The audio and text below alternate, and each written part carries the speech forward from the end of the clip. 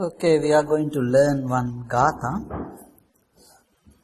There is this gatha called Satang Asatanti Yamahu Loke Tamupa Nisya Pahoti Chandu. This Sata means pleasurable feeling and enticing object. Asata means displeasure feeling and repulsive object.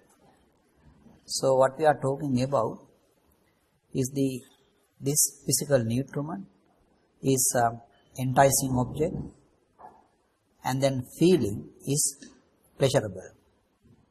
Or the object, the physical nutriment is repulsive object, and the feeling is displeasure. So over here what it says is what they call appealing and unappealing in the world, Sata Asata. Independent on that, desire arises. So there is this Chanda. So we have written down Kama Chanda, sensual desire over here. What it says is that when it is pleasurable, feeling, and the enticing object, this one rotate. The belt, there is a belt over here, physical nutriment, contact as nutriment, feeling, coveting and greed to physical nutriment, this one will rotate. So you can understand when it is pleasurable feeling and enticing object that it will do so. So Buddha is saying when it is displeasure feeling and repulsive object also, this belt rotate. Is it so? You see, if they bind your hands, then you want to get rid of that one. So there is a desire. If they put you in jail, they want to come out of the jail. So there is this desire. So therefore, whether you like it or not, this one is rotating. So when it is rotating, then this consciousness is arising over here. Because of the consciousness, name and form come to arise. So the name and form is physical nutriment. For the name part, we have this contact as nutriment. That is contact, feeling, perception, mental volition. And there is this what is called attention, manasikara. So in the next gatha it says, Namancha Rupancha Paticca Passo. The condition by name and form is contact. So what Buddha is saying, here when this belt is rotating, when the consciousness is arising on that side, then from the consciousness, then we get the name and form.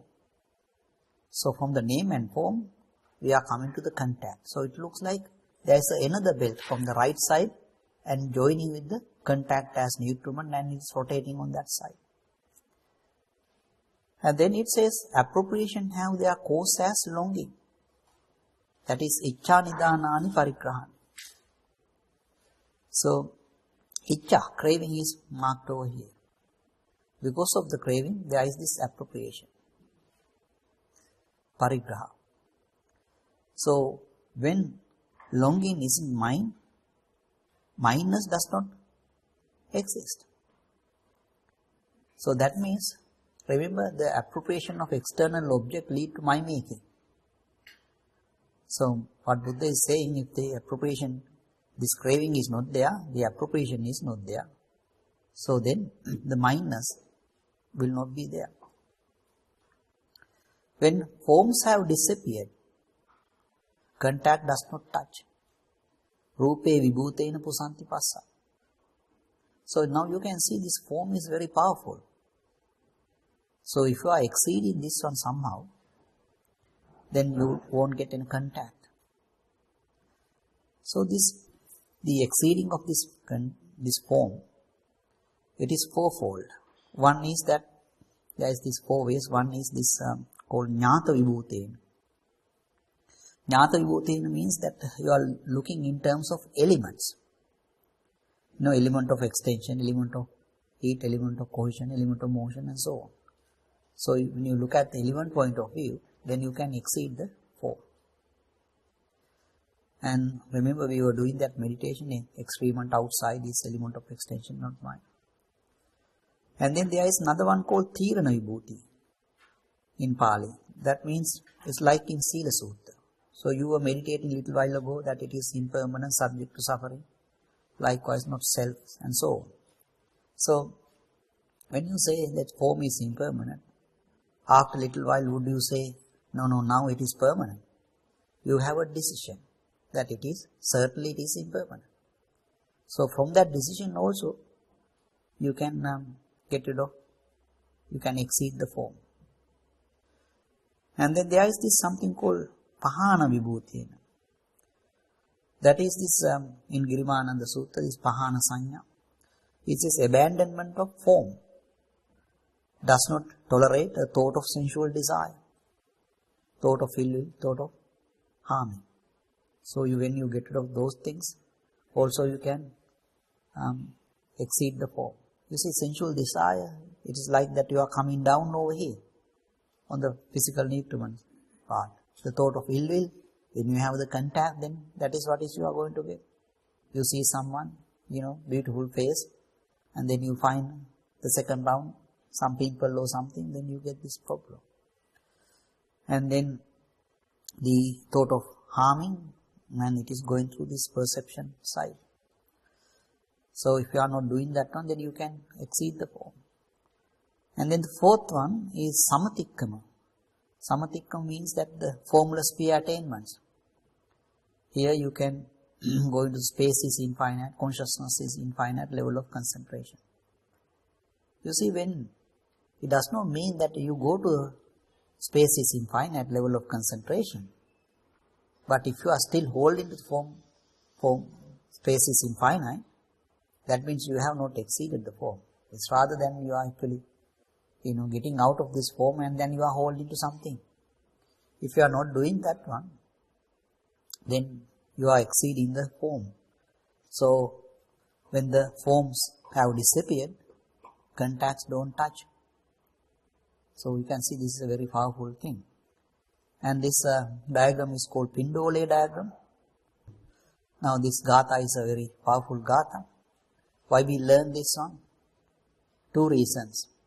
One is to know about the Sata Sata, the pleasurable feeling and the enticing object, and the displeasure feeling and the repulsive object. Because of this pair, then you are getting this desire.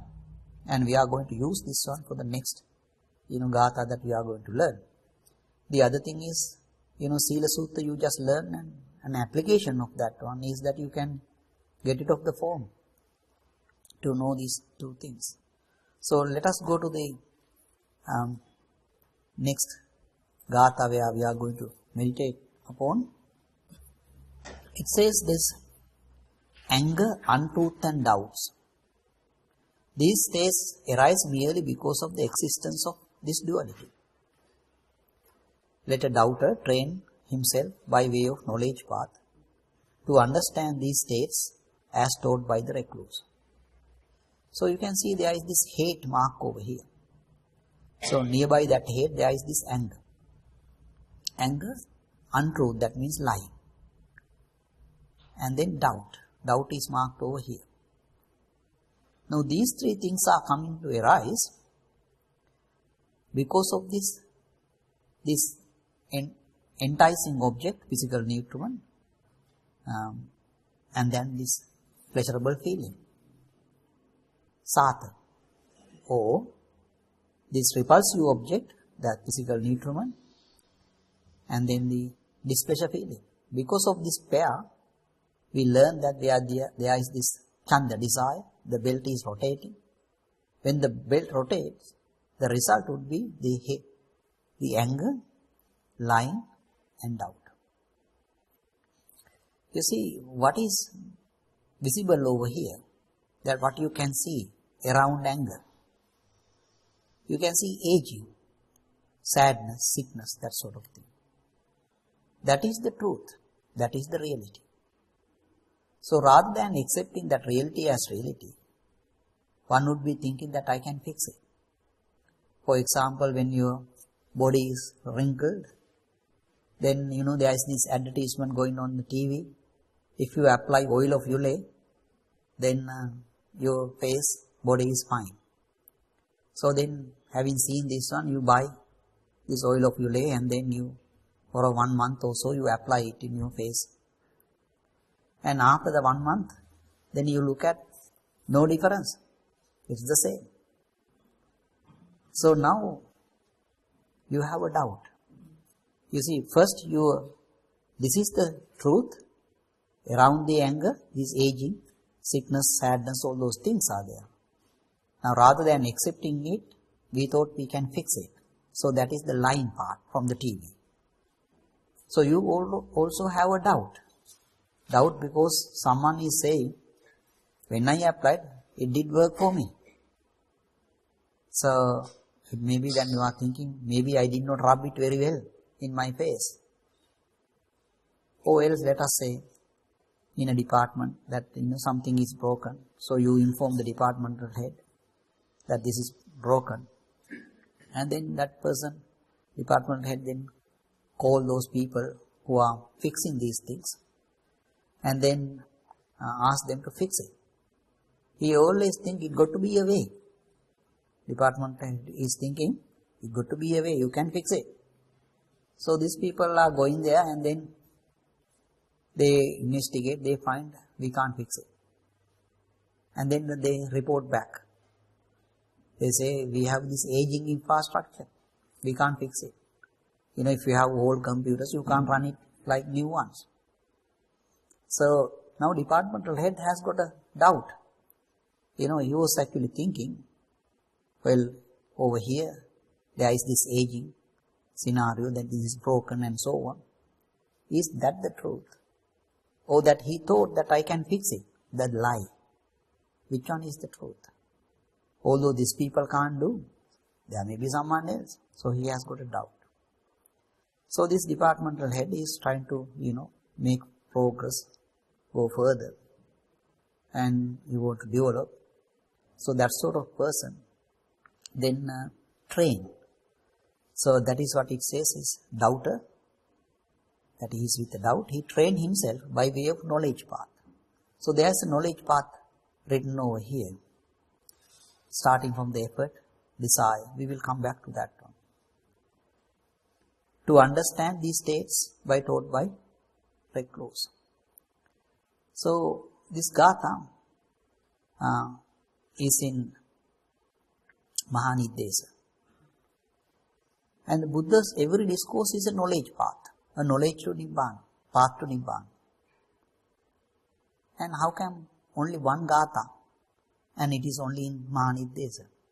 So I asked Sampati Mahabrahma about it and he said, according to the Brahmas in Brahma world, when they measure this, what is called Banavara, the Gautama Buddha has said 16,000 of those Banavara terms. Out of that, he said 12,000 got destroyed. Only 4,000 remain. That 4,000 is the one that you are looking at in 52 books or something. So, what Buddha preached in long way got destroyed. In the long length sayings, there are about 31 discourses, but certain discourses, even within long length saying, they are stated in brief. So that is why it is difficult for you to understand Dhamma these days. Now, fortunately, at least one Gatha is remaining over there. So let us go back to this text in the Mahanidesa. And it says, Kodo mosa vajjancha katakatancha etepi dhamma dhameva sante katankati jnana pataya sikke jnatva pautva samanena dhamma. Anger, untruth and doubt. These states arise merely because of the existence of this duality. Let doubter train himself by way of knowledge path to understand these states as taught by recluse. So, katankati jnana pataya sikke. A doubter trained by himself by way of knowledge path, jnanapata. What is knowledge path? Jnanapata. Knowledge itself is a knowledge path. The objects of knowledge is a knowledge path. The ideas arising from knowledge path is a knowledge path. Arise from knowledge is a knowledge path. Now this has to be seen as The way to become Deva is a Deva path, Devapato. What is that path? If you want to become a divine being, then you need to practice virtue. That is Deva path. The way to become Brahma is a Brahma path. It's called Brahmapada. So what is that one? You need to have Mitta, Karuna, Mudita, Upekka, loving kindness, compassion, appreciative joy, and equanimity. The way to become noble one, Aryan, is the noble eightfold path. So now you can see, in the same way, knowledge itself is a knowledge path. Whatever way that the way to become Aryan is a noble eightfold path. Way to become Deva is a Deva path. The way to become Brahma is a Brahma path. In the same way, knowledge itself is a knowledge path. Objects of knowledge is a knowledge path. The ideas arising from knowledge is a knowledge path. Now, Jnana Pataya Sikke. That means train. There are three types of training. That is the train by higher morality. It's called Adhisila Siksha. Adhisila Siksha means if you are a householder got to have 5 precepts. And if you are following the eightfold path, it's not only that I refrain from lying, you need to have that refrain from harsh speech, frivolous talk and slander. So there are 7 over there. And if you are going to have right livelihood, then means you got to have quite a lot of virtue. A bhikkhu should have quite a lot of virtue. And then this trained by higher thought. The higher thought, that is this Adhichitta Siksha. Here you are going to the first jhana concentration with the initial application and sustained application. And which is rapturous. So that in the first jhana concentration, you have the rapture, but you got to have the initial application, sustained application. That is Vitakka Vichara. That initial application, sustained application is thought of renunciation, thought of non-malice, thought of non-harm. For the thought of renunciation, you look at these 32 parts of the body and then you manage to get out of that one, experiments type thing. So then you get the rapture. And you are happy with the rapture, but you need to pay the price. The price is that you need to think 32. Hair of the body, nails, teeth and so on. So you remember that one by heart. So therefore, when you say hair, you understand it is in the boat of excrement and urine. So you don't have to do this Vitakka Vichara. You don't need to repeat it. So therefore, like that vomit bag, you can go to the second jhana concentration, which is rapturous. And you are happy with that rapture, but there is a problem. The problem is you feel physically. The rapture is physical. But if you feel something physically, then you can get attached to it. Having this peril, then you are happy to that rapture to be fade away, and you are happy to have the pleasure. So then you are actually going into the third jhana concentration, which is pleasurable. Now you are saying it is pleasure. You can feel it from your eye, eyeballs, eyelid and sort of from the whole face. And this is getting more and more developed when you understand the dependent origination. To the extent you understand the dependent origination, this pleasure is going to increase. So, but although we are saying pleasurable, what is there in the world? It is suffering, pain. So while Buddha is saying suffering, we are saying this pleasure, you can see, although it is true at that particular time, but the reality is suffering. It will come because this one is temporary thing. This pleasure will cease and the pain will arise. So therefore, you have equanimity for the pleasure that has arisen. So therefore, you go into the fourth jhana concentration with equanimity. So this is stable because from the pleasure If you fall from that one, you get displeasure. The opposite of displeasure is pleasure. Now if you get rid of pleasure and displeasure both, then you are in the fourth jhana. So those are the first to fourth jhana concentration, that is the Adichitta Siksha, trained by higher thought. And then there is the trained by higher wisdom. That is, that you have the RN wisdom. You know about the arising and passing away phenomena by doing the contemplation.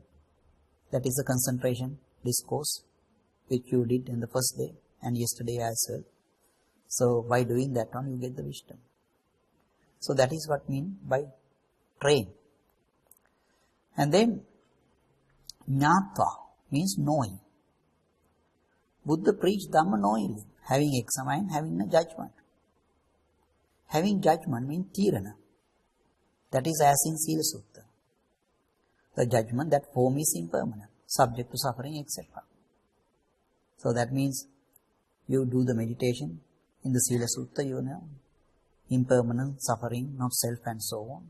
Now after sometimes you are not going to say, no, now it is form is permanent. You have a decision. So there is a judgment.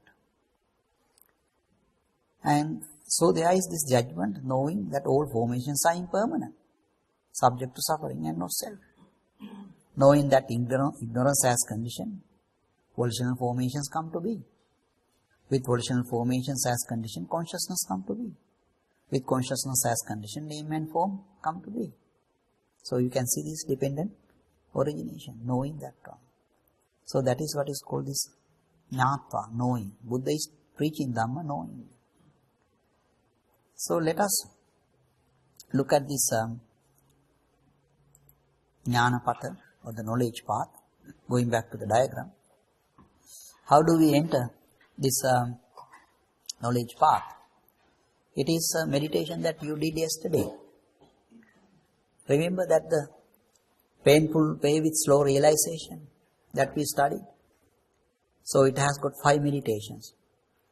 Loathsomeness in food, the loathsomeness in body, and then the distaste for whole world, and the impermanence in all formations, and then we have the perception of death. Those 5 meditations you did. When you do that one, then you come to the first jhana concentration, which is rapturous.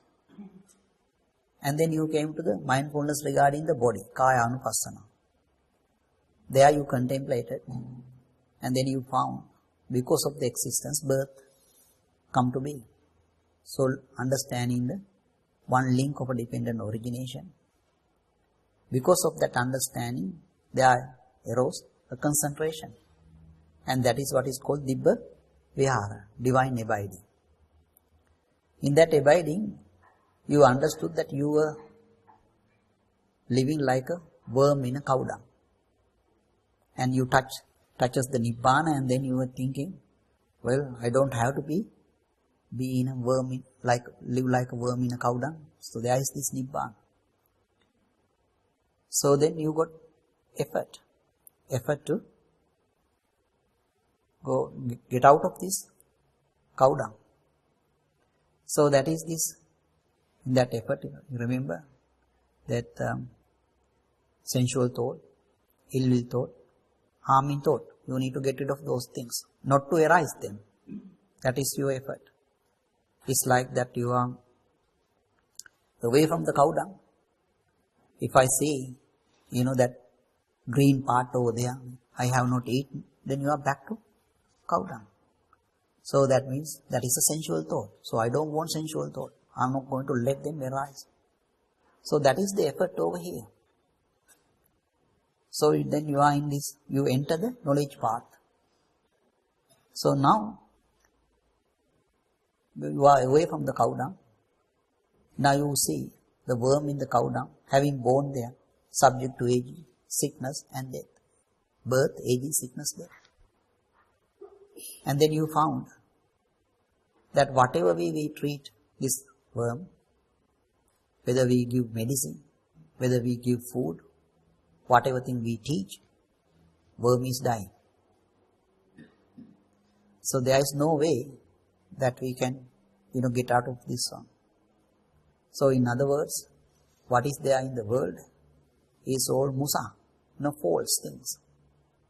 What is lasting? Only thing, the true thing is Nibbana. So you came to a determination for truth. Then you understand this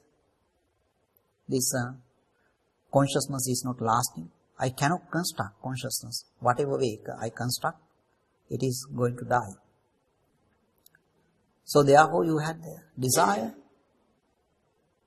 for non-lasting consciousness subside, and then the desire for lasting consciousness come to arise.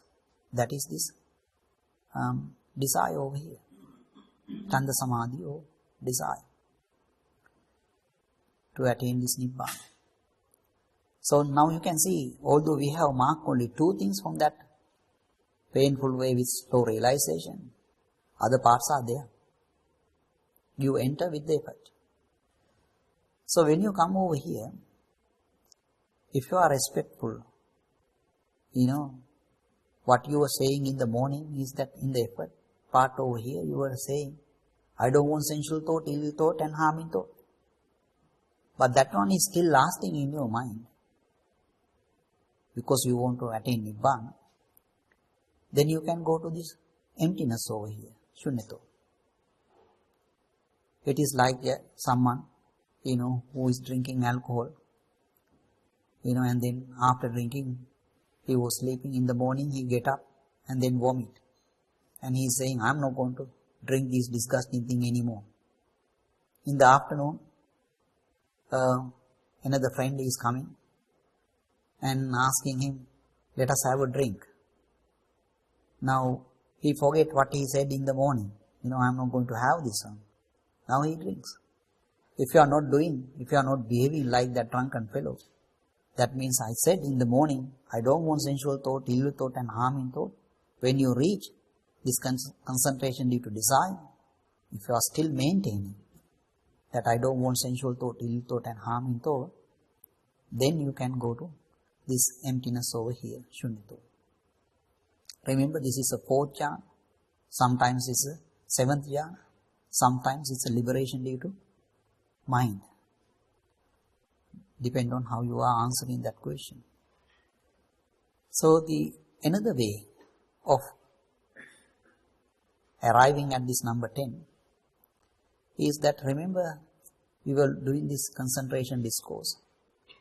Now if you are seeking delight in your eye, welcome and remain holding to it. Would my eye will be empty? Because I am looking for something from the eye, seeking delight. It won't be empty. But let's take the other way around. Does not seek delight, does not welcome, does not remain holding to it. If one is not doing that one, then I will become empty. So in other words, if you apply concentration discourse to your eye, ear, nose, tongue, body and the mind, then you can actually come into this number 10. There is another way, which you learned little while ago. Remember this arrow? That you got a baby type body, birth, and it was subject to aging, sickness and death. And you are in the mind-made body, that you have not eaten, therefore this suffering. And then you are separated from the baby type body, therefore it is impermanent. So going down, you are saying impermanent and suffering. Going to the right side, you are saying it is changing, birth to aging. So you wrote down over here, if it is impermanent, subject to suffering and change, is it befitting to regard as mind? If you answer correctly, you come to emptiness over here, Shunyato. So when you come to that number 10 over there, if you don't have a doubt, then you can go to this wisdom over here. You see that, remember we were doing meditation, the experiment outside, element of extension, not mind. Experiment inside, element of extension is the same. So you discard these elements as not mind. You cleanse your mind. So having gone through these 32 parts, let us say, oh, these are disgusting things anyway. But that baby is mine. If you take that one, that means you are not successful, isn't it? You have a doubt whether baby is mine or Not. Although that has got extreme. So if you don't have such a doubt, then you are in this wisdom over here. This is also wisdom, you see. Sampati Mahaprabhu label it as a wisdom. That means, because we are talking about that it is not befitting to take it as mine. Because it's impermanent, subject to suffering. So therefore there is this wisdom. So this is a rising of concentration with the wisdom. That is what is talking about in the knowledge path. No other concentrations. Now, when you come to this wisdom over here, from this wisdom you get faith. Which one is bigger? The faith or the wisdom? Some people think the wisdom is bigger. And someone think the faith is bigger one. The bigger one is faith. Why is it so? You see, in Akanita Brahmarelam, there is this council. And in that council, the first one, the Mandaladipati Buddhapiya, he has heard Dhamma from 2500 Buddhas. He is an Arahant and heard Dhamma from 2500 Buddhas. But still he is not saying that I am equal to the Buddha. He said, more and more you hear Dhamma from the Buddha, then you are becoming closer. But you can never be equal to that Buddha. So why is this? You see, the Buddha one day took some leaves to his hand and asked, is this the bigger one or is the, leaves in the forest? So the monks are saying that leaves are more in the forest. So Buddha said, what I preach is that what I have in my hand. What I know is what is there in the forest. Buddha knows quite a lot. Not only about this world, about the world beyond and so on. But Buddha teaches us only the parts that are necessary for us to attain Nibbana. Certain Dhamma parts we can actually hear from those Arahants in Akanita Brahmarelam. Although you know about it, it is forbidden to say those things because people get confused. So, you see, this is a thing. Buddha said this birth, aging, sickness and death, and it's visible for everyone. And even for that one, people are saying, Buddha said something negative. So for a visible thing, if they are saying such a thing, what about if you explain something that you can't sort of comprehend? So the faith and wisdom, are equal only for the Buddha. For anybody else, that the wisdom is less than the faith. And we are not talking about blind faith over here. We are talking about faith because of the wisdom. So, now, from that faith, you get the sense of shame. You are ashamed of doing these bad things like, lying, harsh speech and so on. So, you can see there is a small arrow. Remember that there was this Santrintiyoja Nipakocha, Nipaka prudent. The prudent thing is just, next to this disparaging little bit below over here, Palasa. So if you draw a line from faith to the shame, then you will get this, you are coming to the prudent. What does that mean? Let us say, in a village, there is this father and the mother. That father is saying to the mother, don't do this sexual misconduct. So this woman is not doing sexual misconduct, not only that one, she is refraining from killing, stealing and other ones as well. So the villagers are now saying, this couple is good, behaving good. So likewise, you can see the faith, father is the Buddha. So then you have faith and shame, a sense of shame over here. Then you can come to this prudent. They behave prudently.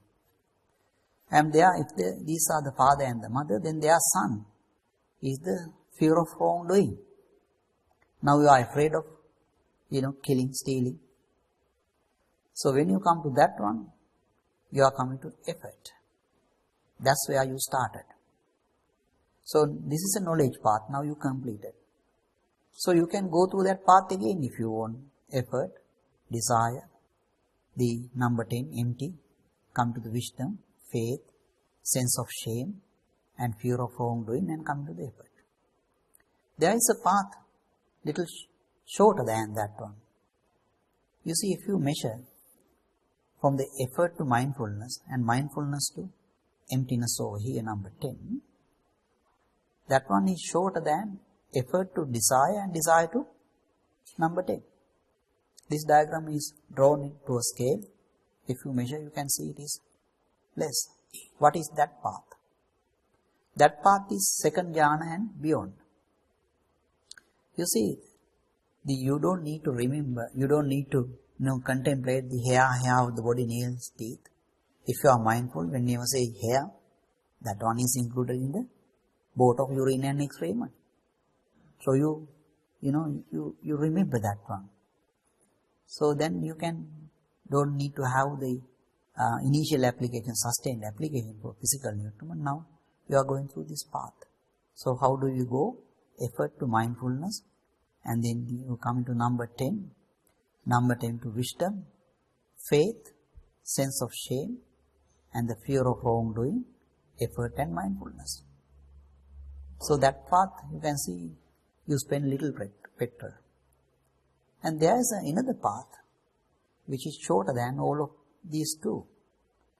You see that starting from the mindfulness, you come to empty, number 10, and then you go to wisdom, and wisdom straight away via faith you are coming to mindfulness. So that is this formless sphere path, arupa dhyana. So you can write down over here between this faith and mindfulness, that line on the top one, that is the formless sphere attainments, formless sphere jhana.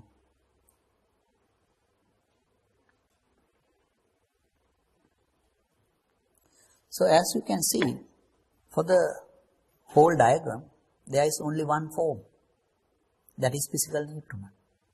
And this particular path is outside the form.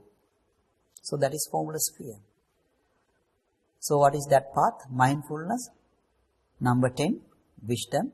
Via faith you are coming to mindfulness.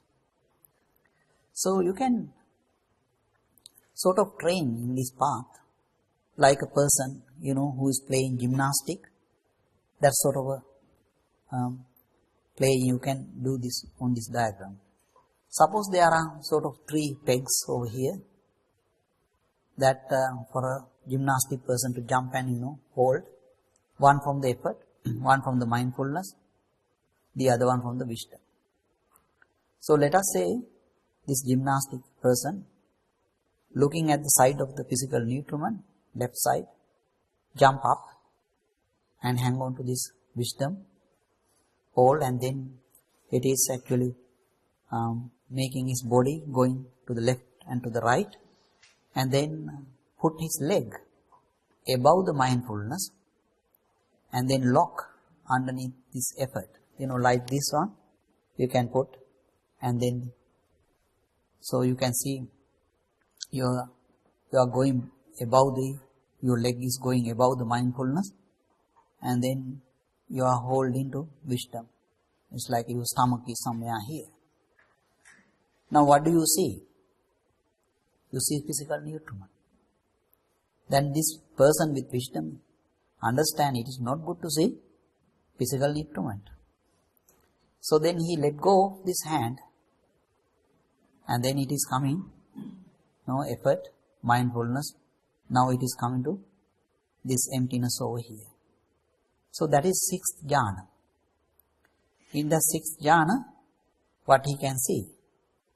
He can see this doubt and lying, and this side you can see death, lamentation and so on. So then he swing his body again and then go into this wisdom, holding it, and then let go of the legs over here, release it. So then it will be fallen to the number 10. So from number 10 to wisdom, that is the 7th jhana. So in that 7th jhana, you can see the doubt is really on that line. And that person can see there is this anger over here, and the birth, aging, all those things are there. So it is not good to just stay there as well. So then you again swing from left to right over here, and then go in on the top of those 3 pegs. And now you are looking down. When you are looking down, what do you see? You see this line, the doubt, and then this anger over here. And you can actually see birth, aging, sickness, death, the whole mass of suffering. And that is, you are staying on the top means the mindfulness to wisdom, that is the 8th jhana. From the 8th jhana you see, when you are coming out of it, you see this one. So, yesterday remember we were looking at 5 hindrances. That from those 5 hindrances, and there is this sort of a chair. First you can see there is a bench from the doubt to worry over here. And then there is this restlessness to sloth and torpor. And there are 2 legs. And if you extend this bench, it is come to the sensual desire. Let us say someone put his leg towards the worry and then head on the top of this sensual desire and putting hands and looking on the top side. That is the physical nutriment. What will happen if you look at the physical nutriment with the sensual desire? Remember that we were looking at one discourse little while ago in Sila Sutta. What you get is ignorance. So now you can see there is a chair starting from ignorance to worry, and that is the doubt leg, and there is this other leg from sloth and torpor to restlessness. So now his head coming over here to the ignorance, and his bottom is near worry, and legs down over there. Now what this person actually see? The lack of faith, absence of awareness, unmindfulness. Far away he can see physical nutriment. So it's not good to see those things either. So then you can actually, lean forward of the chair. Then what you see? You see the not restraint of the sense faculties. If you see, underneath, behind the legs, you can see there is this sickness. Far away, death is there. So it is not good to see those things either. Now you can turn to the right side of the chair. So if you turn, right side of the chair, that means you are away from the mental volition. And you are back. It's over here, worry part over there. And that's sort of your conceit. And you cannot live away from the mental volition. So I turn to the left side of the chair, leaning onto the left side. What can you see now? Birth, aging, sickness, death. That's the whole mass of suffering. At that time I said that no one with wisdom can, sit down on this chair. At that time I straight away went to the cessation of feeling and perception. That was the first time I went over there. So what you can do, you can also go through that knowledge path and then sit down on this chair, look at in the various postures, and then if you come to the same conclusion, then you would reach cessation of feeling and perception. So how do we do the meditation? So here we start with something we know, that is painful way with slow realization. And remember there was this foulness in food, loathsomeness in food, loathsomeness in body, and then the distaste for whole world, impermanence in all formations, and the perception of death. So when you contemplate, you come to the first jhana concentration, which is rapturous. From that one you did mindfulness regarding the body. So there you understand, because of the existence, birth come to be. You understand one link of dependent origination. Therefore you got the concentration. That is what is called divine abiding, Dibba Vihara. There you touches Nibbana, and then you found that I was living like a worm in cow dung before. I was eating cow dung, swimming in cow dung. Now I don't have to do it. There is this Nibbana. So then you got effort to get rid of this cow dung scenario. So there you have this vitak initial application. Well, you got the effort. Effort is not to have the sensual thought, ill thought and harming thought. So when you do that one, then you are away from cow dung, and then you saw the worm in cow dung, having been born there, subject to aging, sickness and death. And then that is the first noble truth. And then you found there is no way that I can cure this worm. Whatever food I give, whatever medicine I give, whatever Dhamma I teach, the worm is dying. So then you came to the determination for truth. Whatever thing in the world, they are subject to falsity. What is lasting is only true thing, is Nibbana. So then the desire arose within you to attain that Nibbana. Whatever desire for non-lasting consciousness subsided, and then there is desire for this attainment of Nibbana, that is Chanda Samadhi, desire. So when you come over there, if you are still respecting that I don't want sensual thought, ill thought and harming thought, then you can go to number 10. Or else if you are applying this concentration discourse for your eye, ear, nose, tongue, body and the mind, does not seek delight, does not welcome, does not remain holding, by that way also you can come to emptiness. Number 10. Or else the easiest way is the meditation you did in the morning, that if it is impermanent, subject to suffering, and it is changing, is it befitting to regard as mind? So this arrow. So when you come over here, if you don't have doubt, then you can go into, higher wisdom, and depending on your ability, you can go to the, second path, second jhana concentration and go in that path. And then if you have the formula sphere attainment, then you can go in the short path. And then you train, like a person doing this gymnastic person. And then having gone through this one, then sit down on that chair, hindrances chair. And then if you are coming to the same conclusion, then you can go to the cessation of feeling and perception. There isn't any new meditation over here. It's the only meditation that it's sort of, put into this knowledge path. It's a really good meditation.